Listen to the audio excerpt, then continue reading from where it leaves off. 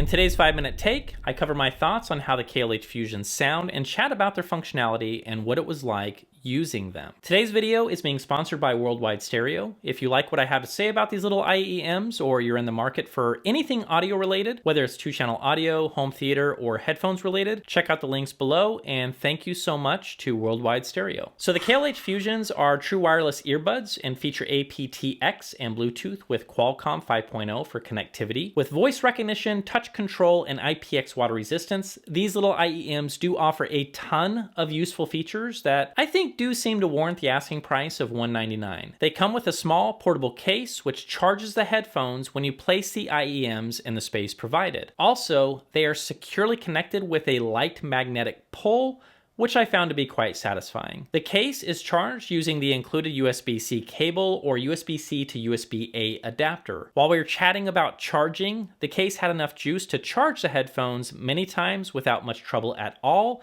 and even more, the headphones had no trouble lasting a good 2 hours of non-stop listening on a full charge, so these are all positive notes. Also included are a selection of 7 soft silicone tips, that being up front. While the silicone tips were very comfortable and seemed to seat nicely in my ear, it didn't take very long for either one or both of the headphones to lose their seal and pop back out. I would imagine users who experience similar issues will need to go on the hunt for other tips, maybe foam tips, that fit the Fusions, which could be a potential turnoff. One of the highlight features of these headphones is they do offer voice commands and will even wake up Siri. Also, while these do offer both voice commands and touch gestures, I need to mention I found the tap gestures to be hit and miss. While someone could take the time to learn all the quick taps, long taps, double taps, and so much more, the truth is I found myself forgetting most of the commands, and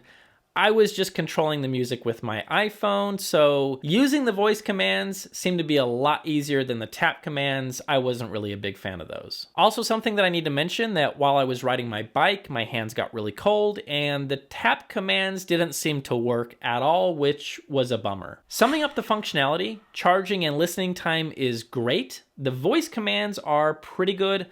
Didn't love the tap controls, and again, to be honest with you, neither the voice commands or tap features were so good that they would be the big reasons someone should buy these, which leaves us with how they sound. And folks, minus some nitpicking in the upper mid-range, I gotta say, KLH did a good job voicing these, and I dig, for the most part, their sonic footprint. Deep bass isn't jaw-dropping good, but when you do have a decent seal on these, they can get down and boogie. I tried some of the lowest of the low content that I know, and I was pretty pleased with deep, meaningful bass, even as low into the 30s if I was to guess. I also appreciated the punch in the bass as we moved more into the vast majority of musical content, starting around 40 to 50 hertz and above. While the Fusions won't win over the most demanding texture and tone snobs out there, like myself, I think KLH did a good enough job that I'd be happy living with these over the long haul. Mid-range is on the cool side of neutral and not the most robust presentation. That is to say, if you want something with a lot of bloom or warmth, these are not going to win you over anytime soon. Listening to female vocals, I found myself focusing more on the subtleties of the voice rather than how rich or velvety the vocals sounded, which again confirmed these are more about being analytical and bringing out every little cough, sneeze, chair squeak found throughout the mid-band performance. Male vocals sound pretty good as well, but depending on how low the range is, the Fusions can indeed sound a little bloaty as we move deeper towards mid-bass frequencies. I gotta say, I wish they had a little more texture and tone down there to provide the same level of clarity that they do in the higher vocal regions. Upper mid-range might be a turnoff for some listeners, as I noticed that there are times when electric guitars and such sounded a little edgy and even harsh depending on the volume.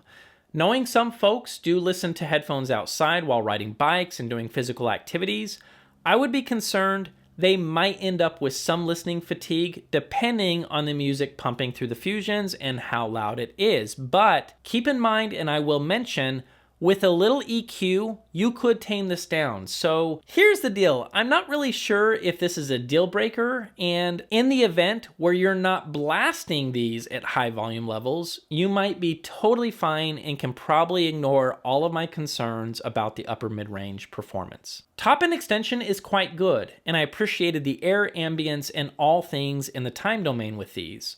I kept thinking to myself that if the upper mid-range was just a little less forward, these would have been perfect, as I think they nailed the extension. Meaning, nothing in the upper registry sounded forward, forced, or led me to believe these are voiced to just catch your attention for a quick minute like so many cheap headphones often are. And folks, thanks so much for joining us for a quick 5 on the KLH Fusions. We hope you enjoyed this no-nonsense review, and we will see you guys in the next video.